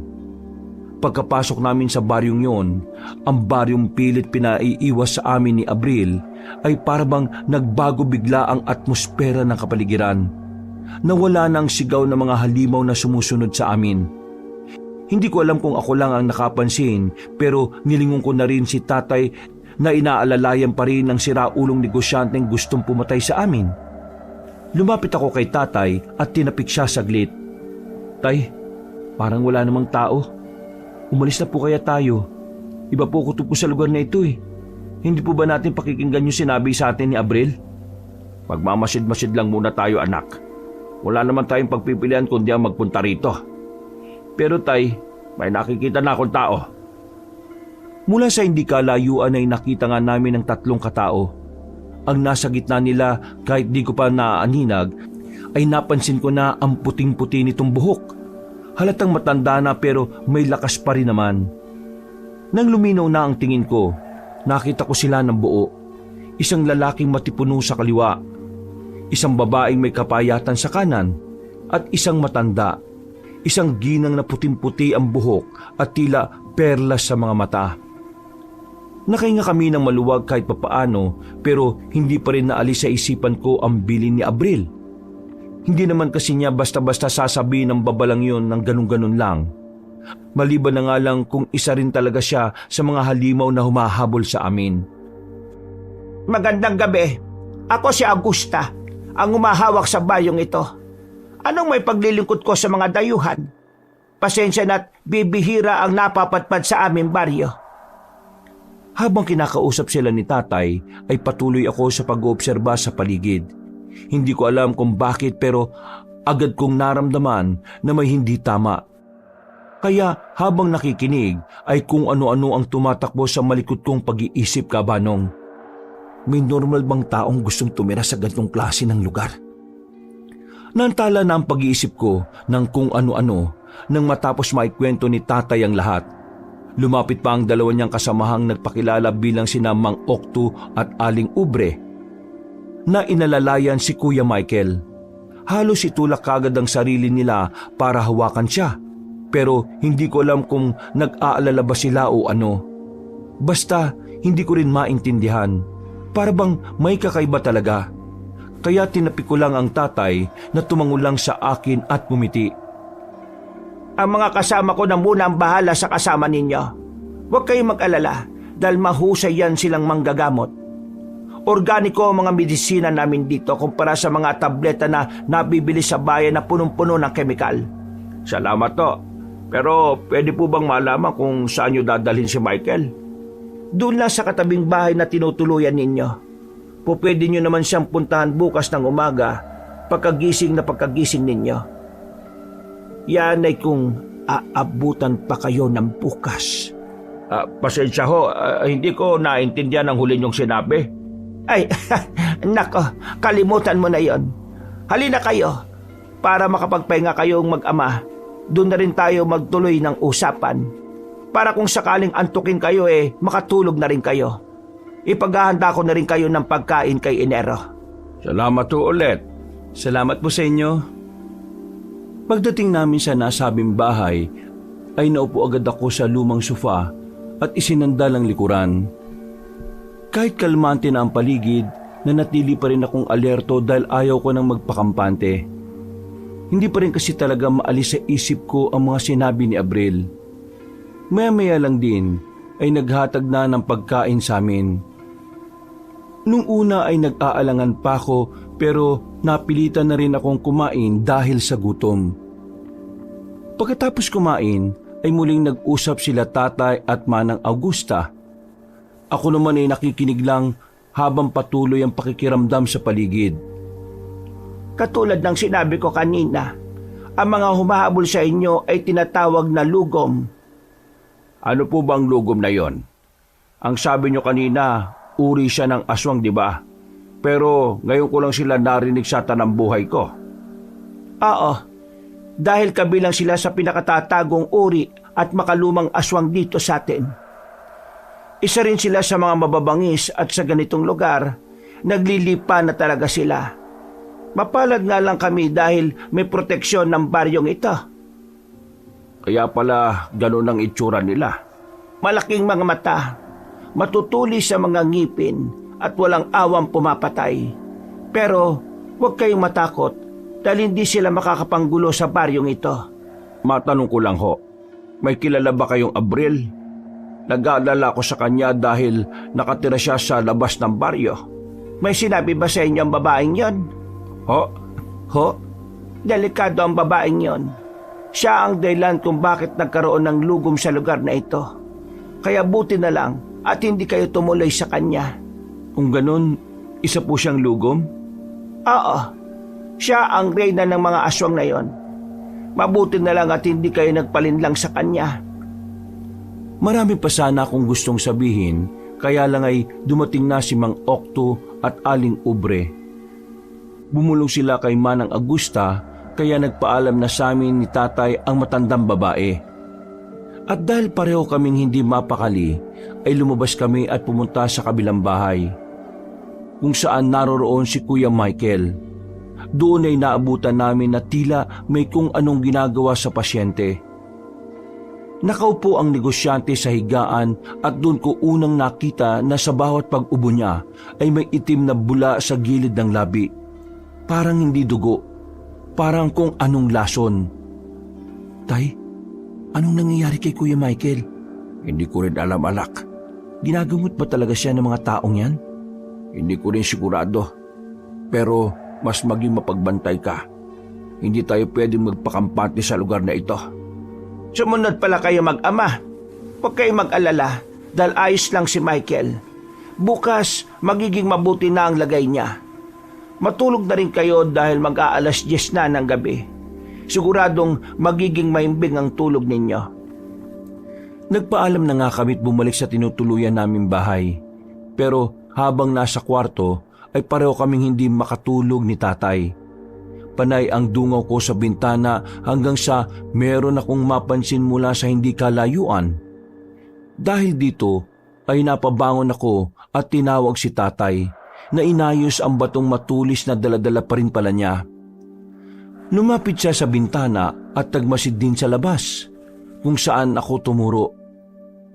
May mga nakita po ako sa labas ng mga tao. May bitbit sila. Yun oh, tingnan niyo po. Si Bito yun, nak. Si Bito yung bitbit nila. Oo nga po no. Bakit nila bitbit yung taong yun? Hindi ko na natapos ang pagsasalita dahil narinig ko ang pagbukas ng pinto ng silid namin. Paglingon ko ay wala na ang tatay dahil lumabas na pala siya. Ayaw ko sanang lumabas pero nag-aalala naman ako na baka kung mapano si tatay. Sinundan ko siya hanggang makarating kami sa gitnahan ng baryo. Doon kabanong ay nakita namin ang mahabang mesa. Nakapalibot ang ilang taga-baryo kabilang na si Mang Okto at Aling Ubre. Lahat ng mga taong naroon ay pawang mga nagtatawanan. Pero ang ikinagulat namin ay nang makita si Bitoy sa isang gilid na itinatali ng mga taong naroon. Umandar kagad ang imahinasyon ko matapos makita ang apoy sa gitna na parang handaan. At alam ko na pareho kaming nag-iisip ni tatay kaya tinapik ko siya sa balikat. Nauna na akong bumalik dahil ang akala ko ay aalis na kami sa lugar na yun. Pero nagkamali pala ako. Dahil nakita ko si tatay na pasimpleng nagtungo sa kinaroroonan ni Bitoy. Napakamot ako sa ulo dahil sa inis. Pero wala naman akong magawa. Tay, bakit diyan ka pumunta? Huwag mo sabihing tutulungan mo rin ang taong yan. Dahil hindi na ako narinig ni tatay, kaya sunundan ko na lang siya para pigilan, pero nauna na niyang marating ang kinaroroonan ng kriminal. Humanap lang ako ng tiyempo. Pag-alis sa mga taong naroon, ay kinalagan niya kagad ang bruskong lalaki. Bakit mo pa niligtas ang taong yan, tay? Lahat na lang po ng gustong pumatay sa atin, inililigtas mo eh. Ano ka po ba, bayani? Saka mo na ako sermonan, anak. Tama ang tatay mo, Utoy. Mamaya na kayo magsermonan dito. Nakita na nila tayo. Pagtingin namin, ay nakita na nga kami ng mga tao. Ang mabait na pagtanggap kanina ni Mang Okto at Aling Ubre ay biglang napalitan. Ang mga mukha ng mga taga-baryo ay biglang bumangis at dito na nga namin unti-unting nakita ang pagpapalit nilang lahat ng anyo. Ang lugom na tinutukoy ni Manang Augusta at tama nga lang si Abril dahil ang mga tao pala sa baryong ito ang mga halimaw na humahabol sa amin. Hindi nagatubili si tatay. Hinila niya ako at tiniklop ang mesa para matumba ang 3 aswang na papalapit. Ang mga ito ay gumapang paakyat at tila ba hayok na hayok kaming matikman. Takbo! Ngayon na! Magkakasunuran kaming tumakbo at sa kinamalas-malasan pa ay nadapa naman ako. Nang babangon na ako ay bigla namang may humawak na lugom sa kaliwang paa ko. Hinatak ako nito habang sumisigaw ng tulong. Mabuti na nga lang din ay nakahawak ako sa isang kahoy kaya hindi kagad ako natangay. Lumapit naman si tatay at tinusok ang kamay ng aswang na nakakapit sa akin. Gamit niya pa rin ang batong matulis na pinampatay niya sa halimaw na nasa ilog. Tumulong din sa amin si Bitoy. Dahil sa bawat pagsugod ng iba pang aswang, siya ang sumasalag. Dahil sa bato-bato ang katawan at malaking tao, sa bawat pagsapak niya ay talagang tila umuugong ang mukha ng mga kalaban. Nakalayo kami sa lugar, pero dahil sa may mga pasalubong pang aswang, kaya pumasok kami sa bahay kung saan naroon si Kuya Michael. Kaagad ikinandado tinarangan ni Bitoy ang pinto. Kami naman ni tatay ay naghanap ng pupwedeng daanan. Pagtingin ko naman sa kwarto ay wala na roon si Kuya Michael at nakabukas na ang bintana. Wala na rito si Kuya Michael. Baka dito siya sa bintana dumaan. Dito na rin tayo, tay. Lumusot palabas. Sige anak, ako na mauna. Opo, tay. Paglabas ni tatay ay sumunod na rin ako kagad at sumunod na rin si Bitoy sa amin. Kaya kahit naiinis ako at galit sa kanya, pero napagtanto kong mas okay ang ugali niya kaysa kay Kuya Michael. Tumakbo na kami palayo papunta sa gilid ng baryo, pero parang walang dulo ang daan at parang ang bawat direksyon ay madilim. Parang lahat ay may nakabukas na bibig na naghihintay na lamunin kami. Pero nagtuloy-tuloy lang kami katulad ng sinabi ni Bitoy sa likuran. Ayon sa kanya, malapit na lang daw doon ng jeep at motor sa kinatitirikan namin. Totoo ba yung sinasabi mo? Mukha ba ako sinungaling? Mamamatay tao ako, pero hindi ako sinungaling. Nung nagparada kami ni Michael ng motor doon malapit sa jeep nyo, napansin na kaagad namin tong mga kabahayan. Kaya dito talaga ako unang nagpunta habang si Michael sinundan talaga kayo. Nagtanong-tanong ako sa mga taga-baryo pero pinagtulungan ako ng mga hayop na yon hanggang sa mawalan ako ng malay tao. Naririnig ko mga usapan nila na gagawin nila akong hapunan ngayong gabi. Kaya salamat dahil iniligtas niyo ako. Ibig sabihin ba nito di mo na kami papatayin? Hindi na, pangako. Pero saka na tayo magdramahan. Dali na dahil mabibili sila. Eksaktong pagkasabi nga nun ni Bitoy ay may sumalakay ng aswang sa amin. Mabuti na lang ay nakaiwas kaming tatlo at nagbagtangka pa akong sumugod ay isang malakas na suntok ang ginawa ni Bitoy. Kitang-kita ko kung papaanong humandusay sa lupa ang aswang. Tirik ang mga mata at duguan ang tenga at bibig. Napalunok ako ng laway, hindi sa takot sa aswang kundi sa takot kay Bitoy. Naisip ko kasi na kung sa akin niya gagawin yon ay siguradong patay ako kaagad. Huwag ka mag-alala, Bagito. Hindi ko yung gagawin sa inyo ng tatay mo. Hindi na, dahil niligtas niyo ang buhay ko. Salamat to. Nagpatuloy na kami sa pagtakbo dahil naririnig pa rin namin ang ingay ng mga aswang mula sa hindi kalayuan. At makalipas lang ang ilang minuto ay nasilayan na nga namin ang aming jeep. Sumakay kagad kami ni tatay. Nakita ko ang maluwag niyang paghinga matapos makita na naroon pa rin ang susi. Sinubukan niyang buksan ang makina. Gumana ito sa kabutihang palad, kaya pareho kaming napasigaw. Yun nga lang, dahil sa flat ng kabilang gulong, kaya nahirapan siyang paandarin ito. Medyo nalubog din kasi sa putika ng sasakyan. Kailangan na magtutulak, bilis! Ako na magtutulak. Ikaw, Bagito, para makasigurado, ibaba mo na rin ang natitirang sako ng kalamansi para magaan ang sasakyan. Tama ang sinabi niya. Sige na anak, bilisan mo na. Opo. Sinunod ko na nga ang sinabi nila sa akin. Habang nasa likod si Bitoy at nagtutulak, ako naman ay binuhat ang mga sako ng kalamansi. Isa-isa ko yung ibinaba hanggang sa magdatingan na ang ilang aswang. Nakita ko na naman ang malalaki nilang mga mata na parang katulad ng salangaw. Umugong ang ungol nila kaya takot kong naihagis ang sako ng kalamansi. Nang matamaan ng isang aswang ng katas nito ay napaangil yun at napaatras, kaya napakunot ako ng noo. Sa hindi rin malamang kadahilanan ay bigla kong naalala ang reaksyon ni Abril kung bakit siya takot na takot sa kalamansi. Tay! Bitoy! Takot sila sa kalamansi! Iagis nyo sa kanilang kalamansi! Ha? Paano sila natakot sa kalamansi? Hindi ko alam. Basta takot sila. Ibaton nyo kalamansi, bilis! Binuksan ko kagad ang isa pang sako at dinampot ang mga kalamansi, saka pinirat sa kamay ko. Nang kumatay na, ay hinagis ko yon sa lugom na pasugod kay Bitoy. At nang tamaan ay nagsisigaw ako. Pero hindi lang yun ang nangyari dahil umusok ang balat ng nasabing halimaw hanggang sa magtuklapan ang mga laman nito. Takot nga sila sa kalamansi! Pangontra sa kanila ang mga kalamansi! Oo nga, naalala ko na ang kwento ng tatay ko noon. May mga aswang raw na umiiwas sa kalamansi. Kaya anak, dagdagan mo pa, bilis! Sige tay! Ituloy mo lang yan habang hindi pa tayo nakakaalis. Opo! Pinagpipipirat ko pa ang kalamansi sa magkabila kong kamay at pinuntirya ang iba pang aswang ng papalapit. Halos mga amoy na ang asim sa paligid kaya nakikita ko kung paano magtakip ng mga mukha ang mga lugom. Dahil dito ay kaagad ding hinablot ni tatay ang isang sako at binuksan yon. Sinimulan niyang ihagis ang kalamansing napirat sa mga halimaw.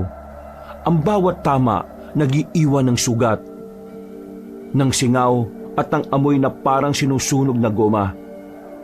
Ang galing mo, Bagito! Ituloy mo lang yan! Malapit na tayo makalis! Sige pa, dagdagan mo pa! Binato ko pa sila ng binato hanggang sa umalingaw-ngaw ang sigaw ng mga aswang dahil sa sakit. Dama ko matindi nilang galit dahil hindi sila makalapit sa amin at wala silang makuhang bibiktimahin. At nang makalis na ang gulong ng sasakyan namin sa putikan, ay mas lalo kaming natuwa. Dinig na dinig ko ang masayang pagkakasigaw ni Bitoy. Kaya natuwa rin ako dahil malaki na ang tsansa na makakatakas kami sa malagim na gabing yon, Kabanong.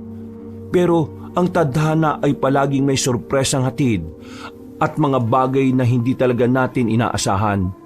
Nang pakyat na si Bitoy para makaalis na kami, ay bigla kaming nakarinig ng putok ng baril. Umalingaw-ngaw ito na kahit ang mga aswang ay napatigil sa pagsalakay. Mang Hunisyo! Bagito! Bakit, Bitoy? Tara na, sakay na!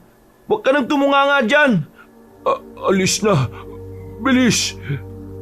Umalingaw-ngaw ang ikalawang putok ng baril at natigilan ako kahit ang pagmamaneho ni tatay. Napatingin kami kay Bitoy na unti-unting bumubulwak ang dugo sa bibig.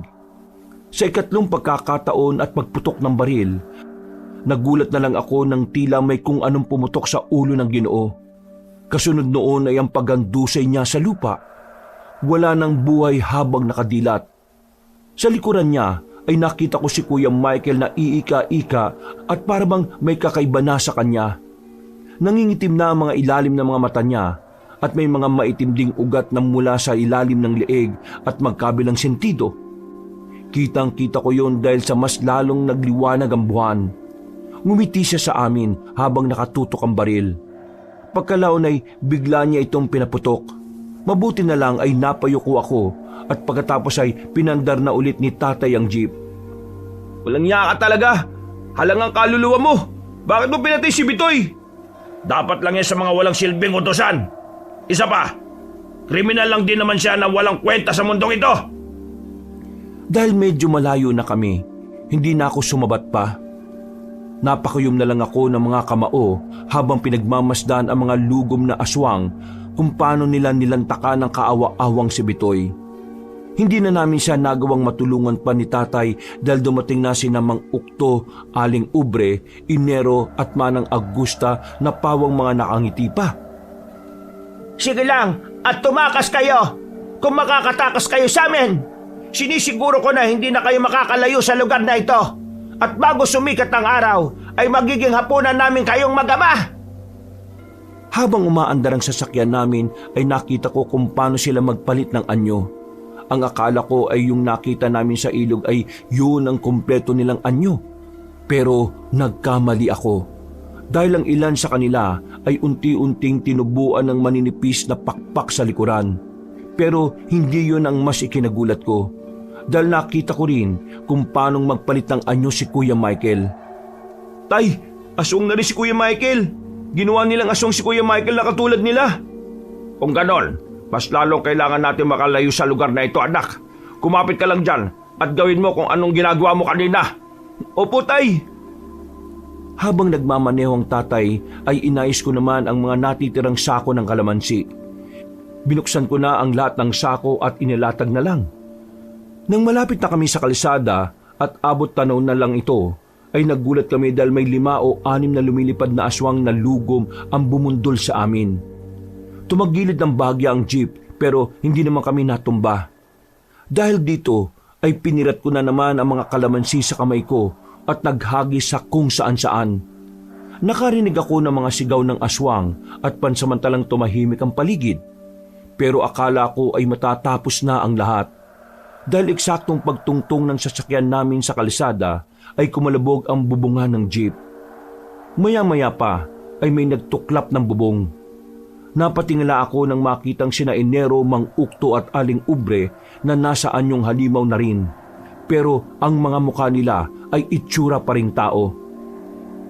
Tigilan niyo na kami! Hayaan niyo na kami makaalis! Humalakak lang sila na parang mga demonyo, kaya naman sa inis ko ay pinaulanan ko sila ng mga kalamansi. Kumatas ang isa sa katawan ni Enero at hindi pa ako tumigil hanggang sa umusok ang balat niya at matuklap. Dahil dito ay naggalit sila Mang Ukto at Aling Ubre. Pumasok sila sa jeep. Nang makita yun ni tatay mula sa rearview mirror ay minaniobra niya ang sasakyan ng pakanan. Lahat kami na nasa likod ay natumba. Pero pagtayo ng dalawang aswang ay nagsisisigaw na sila dahil sa mga katas ng kalamansing tila nagpaligo sa kanila. Pagkatapos nito ay unti-unti silang nalusaw na parang nauupos na kandila. Hindi pa rin ako nagpakampante dahil alam kong marami pa ang paparating. Hindi nga ako nagkamali dahil si Manang Augusta na ang sumunod pati si Kuya Michael na bagong aswang pa lang. Sumampa matandang babaeng aswang sa likod ng jeep habang si Kuya Michael ay si tatay ang pinuntirya. Tutulungan ko sana ang tatay ko pero hindi ko rin nagawa dahil meron akong kasagupa. Mga walang ya kayo! Pagkatapos ko kayong pakainin at patuluyin sa baryo namin, papatayin niyo lang ang mga alagad kong lugam! Hindi naman namin ginusto yun Manang Augusta. Ginusto niyo man o hindi, buhay pa rin ang kinuha niyo. Kaya buhay rin ang magiging kapalit nito. Ngayon mamili ka lang. Anong gusto mo? Maging pagkain ng mga lugom o katulad ng matalinong si Michael? Gagawin din kitang isa sa mga alagad ko. Pasensya na, pero wala akong pinipili sa dalawa. Sutil na bata! Dahil sa kapalaluan mo, sinisiguro kong magiging matindi at hindi mo malilimutan ang kamatayan mo. Kahit sa kabilang buhay. Hindi ako mamamatay dito, kundi kayo! Bago ko pa natapos ang pagsasalita, ay nakaramdam na ako ng sakit sa tagiliran sa bandang kanan. Pagtingin ko roon, ay tumatagas na ang dugo dahil sa matalim na bagay. Saka ko lang napagtanto na humaba na pala ang mga kuko ni Manang Augusta at tumusok sa akin. Napaluhod ako at nabitiwan na ang mga hawak kong kalamansi na ibabato ko sana sa kanya.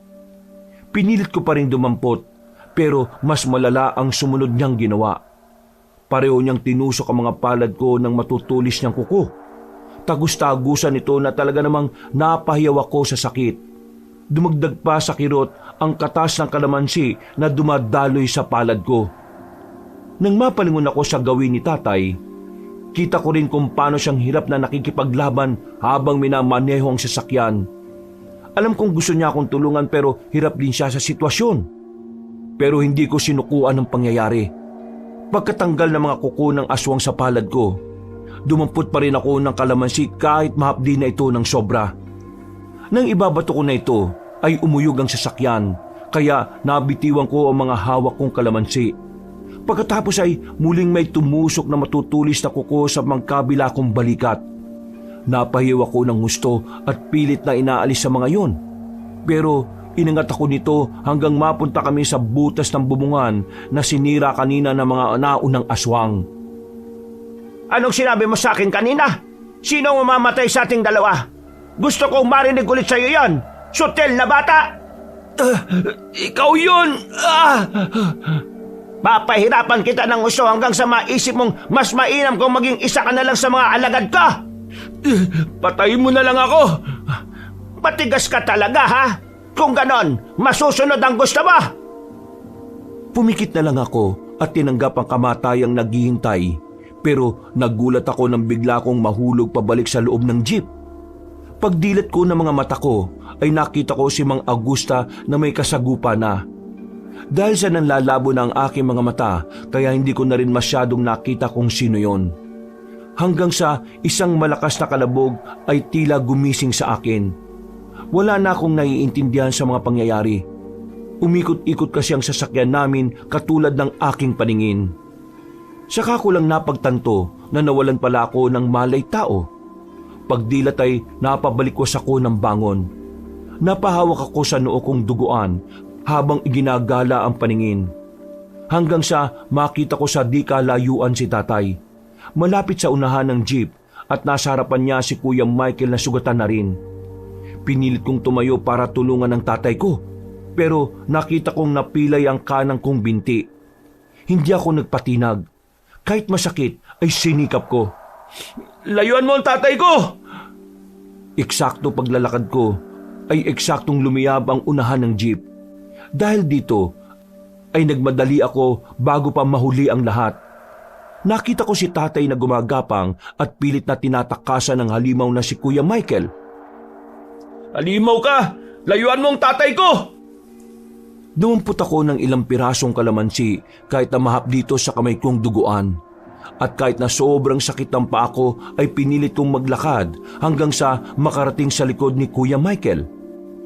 Sinabi ko ng layuan mo ang tatay ko eh! Halimaw kang hayop ka! Nang ibabato ko na kay Kuya Michael ang kalamansi, ay bigla siyang lumingon sa akin. Ngumiti siya at tila tuwang-tuwa na makita kung gaano kami kamiserable. Anong nakakatawa? Lubayan mo ang tatay ko! Magkita-kita na lang tayo sa impyerno! Pagkasabi niyang yon, ay nagulat ako dahil unti-unting nalusaw ang mukha niya hanggang sa maging tila isang itim na tubig. Napatras pa nga ako pero nang makita ko ang lagay ni tatay ay kaagad ko siyang nilapitan. Tay! Tay! Gumising po kayo! Ayos lang ako, anak. Nagpapahinga lang ako. Diyos ko, salamat naman po sa Diyos. Niyakap ko ng maigpit si tatay habang umiiyak. Pagkalaon ay lumayo kagad kami sa jeep na biglang ang sumabog. Maya-maya lang ay natigilan kami nang maramdaman na merong lumapit sa amin na isa pang lugom. Paglingon ko ron ay nakita kong kakaibang wangis ng aswang. Lugom din ito pero ibang-iba talaga dahil hindi siya mukhang nakakatakot. Ang manipis niyang pakpak ay hindi katulad ng kay Manang Augusta at ng iba pa. Ang tingin ko tuloy ay para siyang taong tutubi sa kanyang itsura. Kaya lang ay nangangamba pa rin ako dahil baka katulad ng mga nasabing aswang ay patayin niya rin kami ng tatay ko. Pero hindi yun ang nangyari dahil habang papalapit siya ng papalapit ay unti-unting nag-aanyong tao siya. Hanggang sa makilala ko siya. Abril? Oo, ako nga. Isa ka rin lugom? Oo, isa akong aswang na lugom pero hindi ako katulad ng Lola Augusta ko at ng iba pa niyang alagad. Kung ganon, ikaw ang tumulong sa akin, sa amin ng tatay? Oo, dun pa lang sa ilog tinulungan ko na kayo at minamasid sa simula pa lang ng pagtungtong niyo sa teritoryo ng mga lugom. Kung ganon, ikaw yung nararamdaman kong tumitingin sa amin? Oo, ako nga yun. Pero bakit mo kami tinulungan? Katulad ng sinabi ko, hindi ako katulad ng lola ko. Sa katunayan, kami mga lugom ay hindi naman talaga kumakain ng tao noon. Hindi kami may tuturing na aswang. Mas may tuturing kami mga alaga ng mga sinaunang diwata. Pero dahil sa pagiging sakim sa kapangyarihan, kaya nagsimula ang lahat. Nang malaman ni Lola Augusta na ang pagkain ng tao ay mas lalong magbibigay ng lakas sa amin, sinimulan na niya ang pagtugis at pagkain sa mga tao. Itong dahilan kaya kami sinumpa ng mga sinaunang diwata na hindi makakaalis sa liblib na lugar na yon. At ang hangganan lang namin ay eksakto sa lugar na ito. Ganun ba? Parang lumulutang ang utak ko sa dami ng impormasyon na to. Totoo ba tong lahat? Hindi ba nananaginip lang kami ng tatay ko? Totoo ang lahat ng ito, Julieto. Totoo ang aswang. Totoo ang engkanto, ang demonyo at ang Diyos. Pero mas gusto naming maging katang-isip lang kami sa mata ng mga tao dahil ayaw namin ng gulo. Naintindihan ko. Pasensya na ha. Teka, nasa na si Manang Augusta? Pinatay ko na siya. Ha? Pinatay mong sarili mong lola? Dahil yun lang ang paraan para mapatay ko ang buong angkan ng mga natitirang lugom. Pero bakit buhay ka pa rin hanggang ngayon? Kung kabilang ka sa angkan nila, dapat di ba patay ka na rin? Maliban na lang kung ampung ka lang o kung ano pa. Bago ko ginawa yon, kinailangan ko munang makalaya sa tanikalahan ni Lola. Nang sa ganun kapag pinatay ko siya, hindi rin ako malulusaw katulad ng iba. Matagal ako naghanap ng solusyon para roon at nang makahanap na, inayong ko na rin ang sitwasyon sa nangyayari ngayon para maisakatuparan ang misyon ko. Kaya pala bigla na lang nalusaw si Kuya Michael. Malaya na kayo ngayon. At katulad ng sinabi ko sa inyo, huwag na kayong babalik sa teritoryo ng Lagum, sa liblib na baryo. Tatanggalin ko na ang alaala nyo sa lugar na ito. Pagkatapos niyang sabihin yon, ay bigla niya kaming hinawakan ni tatay sa noo. Sa isang iglap ay nawalan kami ng malay at nagising na lang kami sa ospital. Ay naaksidente kami ni tatay. Habang ang tungkol naman kay Kuya Michael at Bitoy, hanggang ngayon ay misteryo pa rin sa mga taga sa amin ang biglang pagkawala nila. Iniisip nga ng tao na napatay na ng sindikato si Kuya Michael at Bitoy dahil sa laki ng mga pagkakautang nila sa sugal. Hinayaan ko na lang din ang haka-haka ng mga tao dahil ayaw ko na rin balikan ang pangyayari. Isa pa, ay hindi rin naman maniniwala ang mga tao sa sasabihin ko. Halos 1 buwan din kaming nagtagal doon. At sa tuwing may nagtatanong sa amin kung anong nangyari ay wala naman kaming naisasagot. Lalo na si tatay. Nakalimutan niya kasi talaga ang nangyari. Pero ako, hindi ko din alam kung bakit. Pero ang lahat ng nangyari sa lugar na yon ay hindi ko pa makakalimutan, Kabanong. May pagkakataon nga na sa tuwing mapapadpad kami sa malalayong baryo para sa pag-aangkat ng kalamansi ay sumasagi pa rin sa utak ko ang nangyari. Gayunpaman ay nagpapasalamat ako sa Diyos dahil ligtas kami ng aking tatay Hunisyo. Hanggang ngayon, Kabanong, ay patuloy kaming nag-aangkat ng kalamansi at nagsisilbi sa aming mga suki at customers namin na may ngiti sa labi. Mga kabangers, mga kayanggaw, si Kabanong po. Maraming salamat po ulit sa inyong pakikinig sa ating magandang kwento ngayong araw na ito. Kung nagustuhan niyo po huwag niyo pong kalimutang mag-subscribe at pindutin po ang notification bell para lagi po kayo nanonotify pag may bago tayo mga kwento. Kung medyo bitin po kayo sa kwento natin, iniimbitahan ko kayo sa iba pa natin mga channel, ang Pamela Clamil Channel at ang Kabanong version 2.0 kung saan meron na po itong mga moving images at syempre may narration po ito with music and effects. At sana'y huwag nyo rin pong kalimutang mag-subscribe sa bagong channel natin na yon para makasama kayo sa first 100,000 subscriber ng channel natin na yon. At para hindi po kayo mahirapan sa paghahanap, ilalagay po natin sa description o sa pin comment ang mga links ng nasabing channel. Hanggang sa susunod na mga kwento, wakas! Pinagpalang araw sa inyo, Kabanong, at sa lahat ng mga